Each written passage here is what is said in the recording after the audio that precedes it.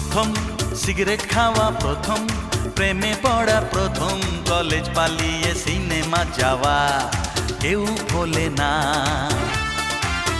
শুধু ভোলার ভানটি করে প্রথম পাওয়া গোপন চিঠি কেউ কি ভুলতে পারে?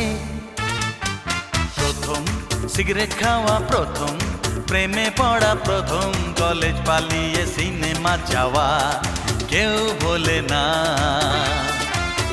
শুধু ভোলার ভানটি করে প্রথম পাওয়া গোপন চিঠি কেউ কি ভুলতে পারে?